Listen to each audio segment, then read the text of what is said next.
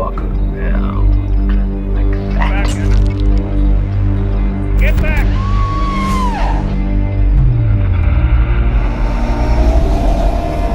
Take her and go. Amy, take her and go. My eyes! Great story that just didn't age very well. You know, something that was really worthy of a remake. Voices from the mausoleum.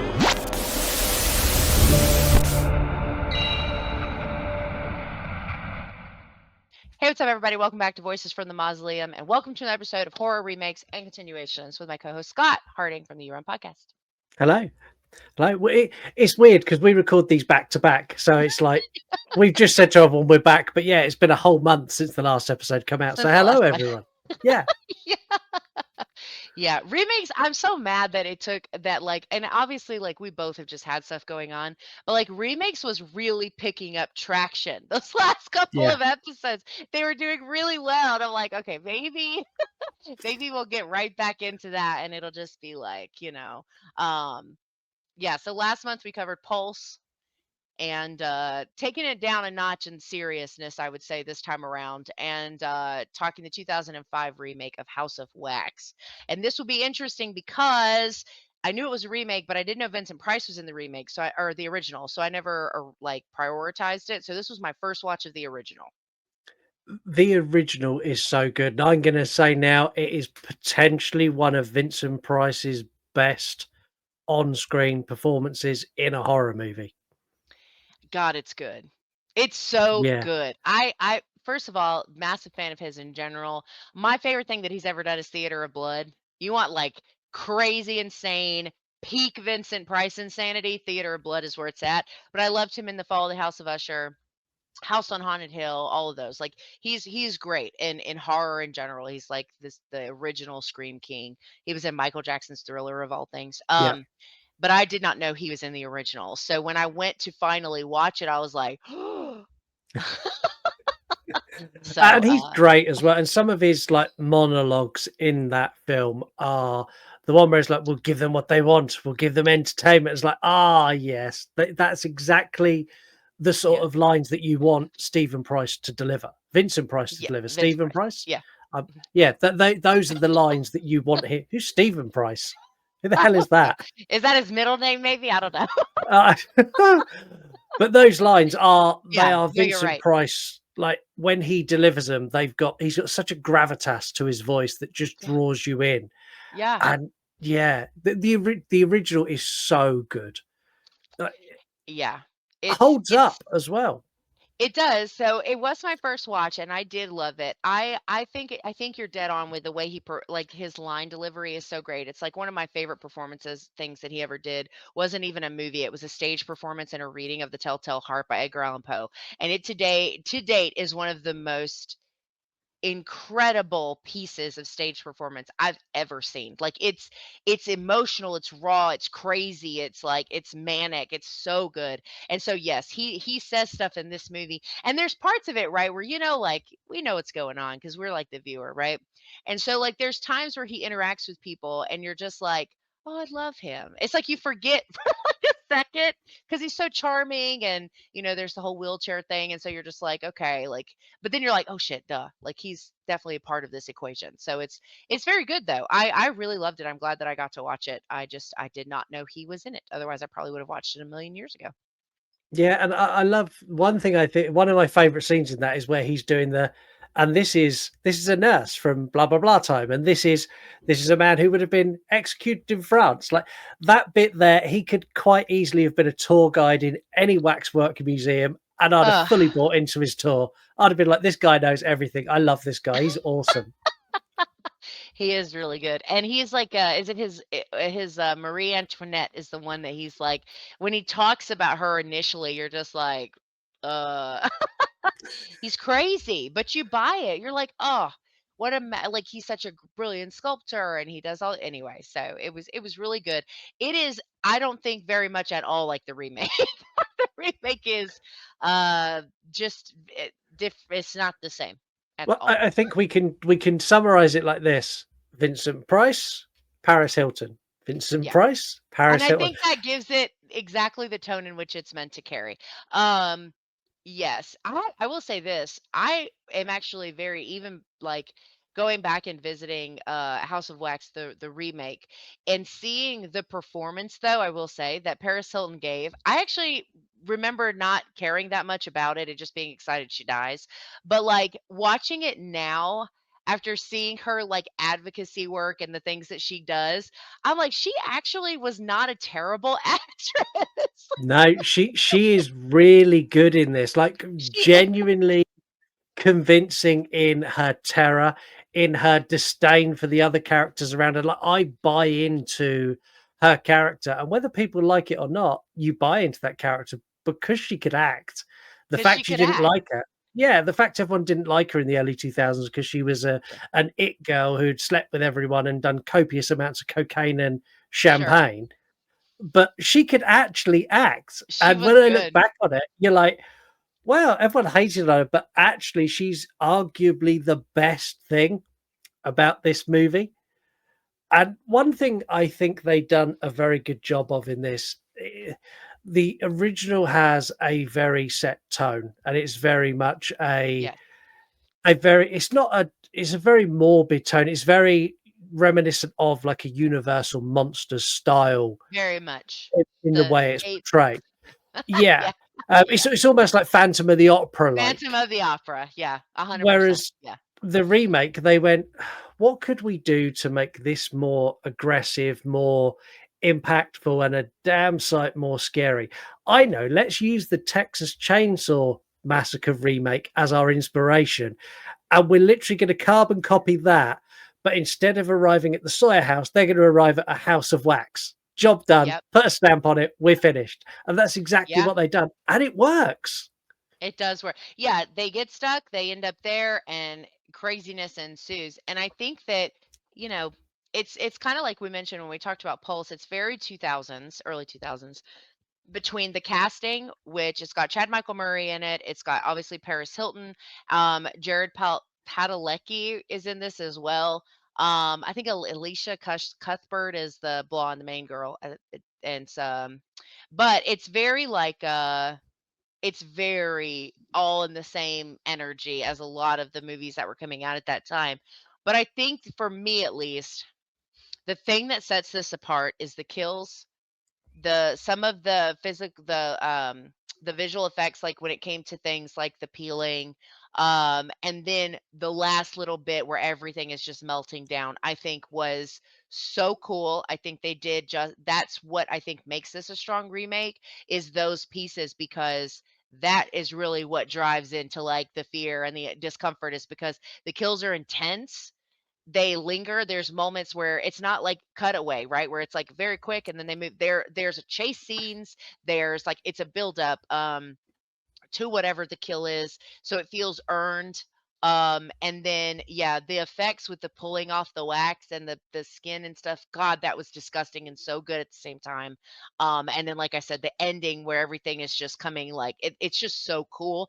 And not I wouldn't say, if I were somebody who like skipped that time frame, that decade of movies, 2000 2010, and I went back and watched this, I certainly would not have assumed that it was going to look that good or feel that good in some of those ways. It wasn't, I guess, like the cheesy early 2000s, I guess is what I'm meaning. Yeah, and this is one that even now gets a lot of stick for not being very good. There's a lot of Yeah. people who put this in their worst remake category, and I don't get it. Really? God, Yeah, there's so many much worse ones. yeah, and I would argue that this is one of the remakes that sits in a position that is on a par with, if not potentially better than, the original, because of the audience this was aimed at.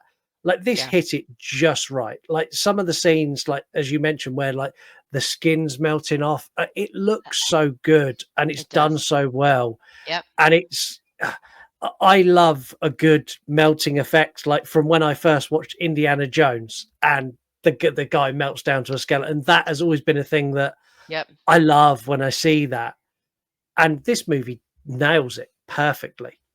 Yeah. And it's not, I can't imagine it's an easy effect to accomplish either. Um, I think like, and I kind of back tracking a little bit to the performances. I think everybody is pretty generic, with the exception of, I think that Paris Hilton is a standout. And I think that my other kind of standout, but is still kind of in the shadow of Paris Hilton, but is Alicia, whatever, the main female. Yeah, I said blonde. I think she's blonde in real life, but I think her hair is brown in the movie. it's brown in the movie. It's Yeah, brown. But the main girl, our yeah. attempt at Final final girl. girl kind of situation, right?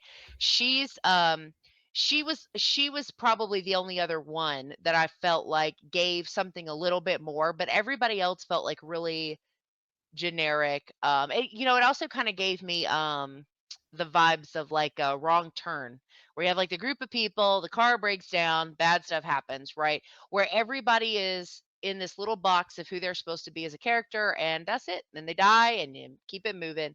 And then Elijah Dushku is obviously like the final girl in that one, and she's just awesome no matter what she does. But this was kind of similar in that regard. The acting is certainly not, the character building or whatever is certainly not what makes this, I think, a good remake. I think it's a good remake because it changed the story and it took risk and it used those risks to tell a scarier story. Yeah, and I think they had to do that because I don't think if you took the narrative and the story of the Yeah. original and dropped that in the early 2000s, no one would have cared. No one would have any interest in watching that movie done Yeah. that way. No. And there's nothing wrong with the original. Like, the original's fabulous, and like that Yeah. scene where where the guy's burning all of the waxworks. Like, I love that scene, and I love it more because I know they were actually waxwork figures that someone had spent months of So much making time on. just for someone to melt them with a with a heated with a it's a curtain or something that's on fire, and he's like Yeah. throwing at it. Like, Yeah. if you're the visual effects artist on that movie, you must have sat there with your head in your hands during that scene. That's a year of Ugh. my life just melted into a puddle. Yeah. That's true. Yeah, and it's like, and that too is like kind of an emotional scene because he's like trying to stop him, trying to save him, trying to, because this is like everything to, like, everything to Yeah. him. Whereas, in the remake, you just got some big guy that's got a history, and so he's there. I don't know. It's like it's just very different. The energy of the storytelling for the main person, the bad guy, I guess, is just very different. Yeah, and the remake is a bog standard slasher stuck in a Yeah, waxwork museum. That's yeah, exactly what it is, and it works for that. And I love the fact that they added the sort of almost like the back doors and the underground bits where the guy. It made sense for the slasher to get from A to B without, quickly yeah, yeah, because he knew the layout and no one sees him, and like some of the kills that he does sort of coming out from those locations is like, oh man, that's so cool, yeah, so and that cool. kind of does circle back to what you were saying about the Texas Chainsaw Massacre too. The ability to move throughout the house and know where things are, and the people that are there have no idea. And it works. And of course, it's a big guy, and it works. It's just, you're right though. I do know a lot of people that are not big fans of this one, and it's kind of meant to be the silly, but I think the kills in this are good, and I just thought it was so unsettling. Like the idea of like what that would even feel like. I don't know, like it just, ugh, grossed me out. Yeah, like the bit where the guy's there, and he's got all the pins in his face, and they coat him in wax. I was like, oh, like, of all the ways to go, that is like, no. That's you're going to burn. And like, I know there are people out there, and they probably watch this show who will use wax in their home lives to Yep. enhance certain things. Like, absolutely not. Like, wax is not designed to be put on human skin, and definitely not sprayed on like it is in this movie. No, that's like a totally different temperature though. That's like hot, hot compared to like and then there's like when they do the peel off thing, that scene, the eyes, ugh, Yeah, it's so it's creepy. and I think there's something inherently creepy about waxworks anyway. That's why places Yes. like you get the haunted mazes in the United States, and here we've got places like the London Dungeon and the York Dungeon, which And they is, have all the wax figures, yeah. yeah, and there's something really unsettling about them. And me and Lisa went to the York Dungeon a couple of years ago, and like the waxworks are quite unsettling, but they have people painted up like waxworks, which is so cool. So you'll walk around the York Dungeon, and there's like a scene with Jack the Ripper and a couple of other like people in the street, and then one of those waxworks will move, and that will be like your tour guide for that bit. Every single time, I fucking leapt almost into Lisa's arms, like "fuck, the fuck did you come from?" It's That's so good. cool, really, That's really good. cool. Yeah. And like, No, you're right. yeah, Yeah, the waxworks are really unsettling, I agree. and when you then realize that it's actually people that have been killed and covered in wax, that's awful. Yeah. That's got to be like top 10 worst ways to go. Like, I don't, yeah. I'd Yeah, rather because be eaten alive by a shark than be burned. And that's saying something because, like, yeah, but you're it's, not just ugh.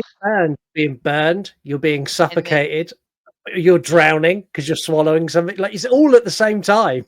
and they're alive at Yeah, first. Like, when he puts them out, they're still alive. yeah, And you're just like, it's so terrifying. Yeah, it's very scary. I don't feel like the original is very scary. I think the original is creepy and weird, but I think as far as like the like horror level scary, I think this is a little bit more in that direction yeah. than The original the other sits one. very much in the same realms as House on Haunted Hill. It's got very much that kind, or even 13 Ghosts. It's that Hmm. sort of. I don't know the best way to describe it. There's an aesthetic to those movies and a way that they're shot and a Right. way they come across. It's almost shot in the same way that the old westerns were. It's got a Yeah. very distinct vibe to it, and everything's very Yeah. clean and like everything's very pastel in its colors. And then Hmm. when you come to this is very gritty and dark and grimy, and let's chuck some neon lights up. It's that kind of. It's all House of Wax has almost got a grindhouse aesthetic to it, Hmm. Yeah. And and I it's dig it. weird because like the kind of the hue of the whole movie is like the color of wax. Yeah, It's a very off yellow stained kind of coloration throughout the entire thing, and it's something I don't know. I'm sure it's intentional. All of that stuff's intentional, but it's something that I think really adds to like the just the visuals of it all because it just feels very grimy and it feels like it's like you're watching something, but if you were to describe it as a texture, it would be like a candle, that weird like residue. I don't know how to explain it, but they did a really good job with that part too, is just the way that it looks overall with the coloration choices that they used. yeah, and this ticks all the boxes for what you and me have always said makes a good remake. It took Hmm. the original premise of the story, it made enough changes that it wasn't just a carbon beat for beat remake, and it made it fit the time period that it was aiming at. Yeah. It fitted the time period in which it was released, Yep. which then makes it its own entity in that time, not just a carbon copy. So, Yeah. as remakes, this is a really, really good one. Like everything I hits. agree. I agree. I Oh don't no, know. Do happened. you think We've the hate agreed. do you think weird? Do you think the hate is the it's got to be more than just Paris Hilton, right? It's got to I, be something else that people are just like, "Oh no," I about. Like, I genuinely don't think it is. I genuinely because I remember like this time period, Paris Hilton was the most hated person on the yeah. planet. Like you couldn't if you found someone who liked Paris Hilton, they would be like everyone would be like, "Why do you like her? Oh, is it because she had a leaked sex tape?" Like that was it. Yeah, That it was was very yeah. And yeah, cuz yeah, you're right. I mean, you couldn't say that. You no. couldn't say that you liked her. Yeah, it was very yeah. But I mean, I think she's the standout in this. I really do. I mean, like I said, I remember watching it originally being in that propaganda of being anti Paris Hilton for so long. Of course, I was also in high school when this came out, and just thinking back on it and being like, oh, I used to be the only reason I liked the movie is because I was like, oh, we get to see her die, and how funny is that, Yeah, right? Dark and weird things to say, but then it's like, yeah, but she's also like the star performer in this and the one that you walk away thinking about the most, and not for those negative reasons, but because her kill was good, her acting was good, the emotion when she's got tears. I mean, like, all of it, super good. Yeah, and Super good. I've always liked Paris Hilton because she's got a very similar attitude to the world that I have. When people criticize and when people attack and people have a go at her, she's very much like, I don't give a fuck what you think. You think that? Good. I'm happy for you. Have fun with that. And like Yeah. all of the hate and all the negativity has always just bounced off her, which is why now, 20 years later, she is in a much different place to where she was then because she never let all of that hate and nastiness drag her down, which she could have No. done quite easily. Nope, she just kept on trucking. Yeah. Yeah. So good for her. Yeah. What do you rate this? Uh, I'm going to make your eyes water. I'm going to give this a 9 out of 10. uh okay. Yeah, you really like this one. Yeah. You don't just give your nines like that. I'm not quite at a 9. But I do think this is better than Pulse as a remake. Yeah. And probably as a movie in general. So I would probably give this like an 8. I would give it like an 8. I think it's got, like you said, it checks the boxes for what we're looking for with remakes. And I feel like the hate is very misguided. And I guarantee you the people who hate this haven't even seen the original. Because I didn't even know it was a remake until much later in life. And then, like I said, I didn't even get to watch the original until we were getting ready to do the episode. Not only that, though, there's so many people who will hate on this who haven't even seen it, which seems to be the new trend within the horror Oh community. no.